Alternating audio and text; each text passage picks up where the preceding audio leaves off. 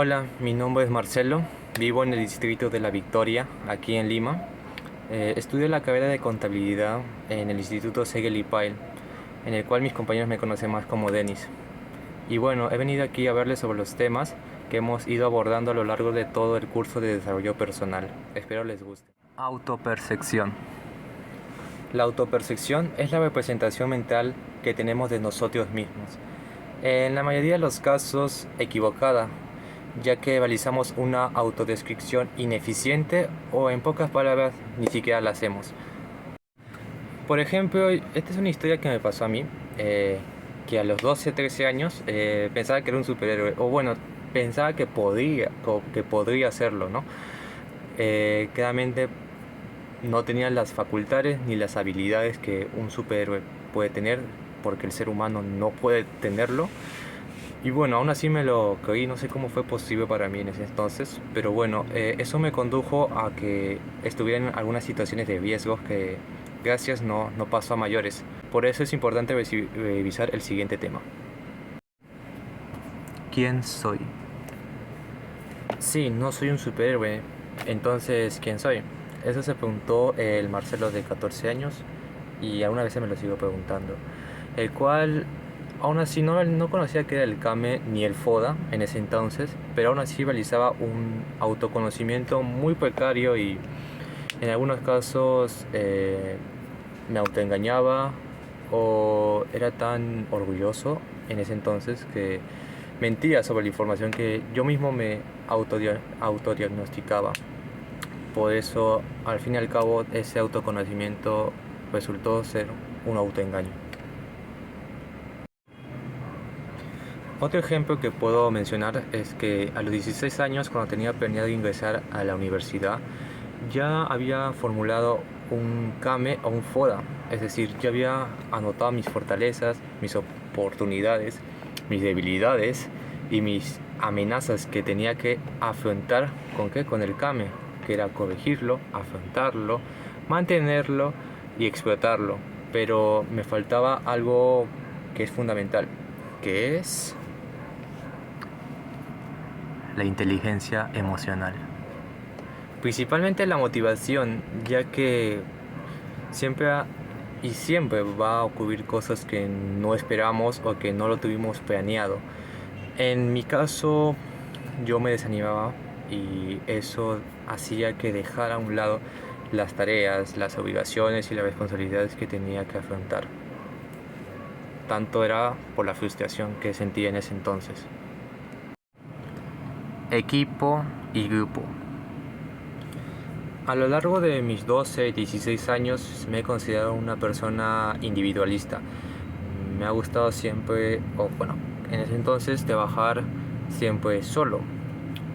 Pero bueno, ya en quinto año, ya por terminar el colegio e ingresando al instituto y siendo delegado de los distintos grupos y equipos que me han tocado a lo largo de todo este ciclo, he aprendido a trabajar con otras personas. Viéndole el lado bueno, me ha resultado muy divertido trabajar con ellos y siempre compartiendo ideas o veo más. Comunicándome con el otro. Me he considerado en la mayoría de los casos una persona respetuosa hacia los demás y también empática, porque me gusta escuchar mucho lo que dicen y entender el porqué de las acciones y de los actos que han cometido.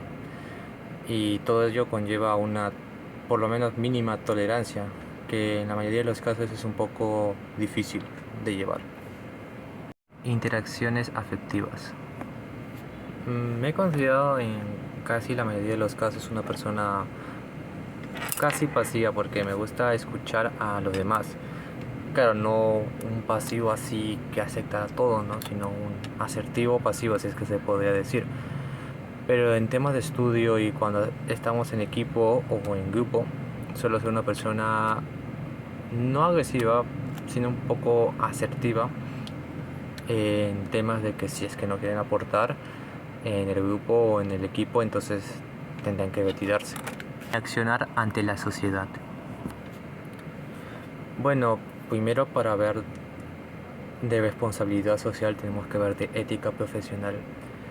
Bueno, cualquier carrera que uno elija siempre tiene que seguir unos parámetros o unas reglas para no cometer, como decirlo, corromperte, aprovechando las habilidades y los conocimientos que tienes de tu carrera, porque ello va a hacer que tu responsabilidad social ante tu comunidad se vea, como decirlo, estropeada. Liderazgo.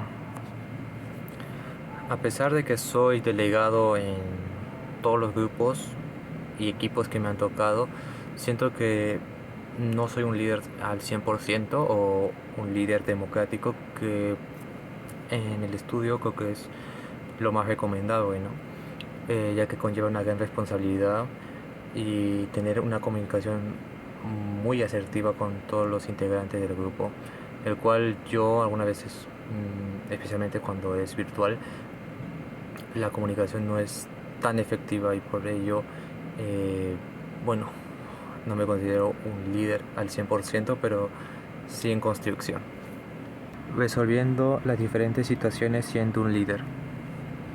Como mencioné anteriormente, no me siento un líder 100%, sino en construcción, pero aún así es importante para resolver los conflictos entre tus mismos integrantes o inclusive con otras personas o con otro grupo. Es importante primero la negociación, claramente, para no entrar en conflicto, un conflicto que llegue a mayores y que alguien o todos nosotros salgamos perjudicados. El otro punto es claramente la argumentación, aunque este punto es más difícil, ya que muchas personas se cierran en las ideas que ellos tienen y eso hace que sea muchísimo más difícil que entre ambos lleguen a un acuerdo. Pero aún así es importante estudiarlo y tenerlo en cuenta para tener una armonía entre todos. Ya para terminar, agradezco mucho el trabajo que nos ha dejado la profesora y espero que haya sido de su agrado. Muchas gracias a todos por su atención.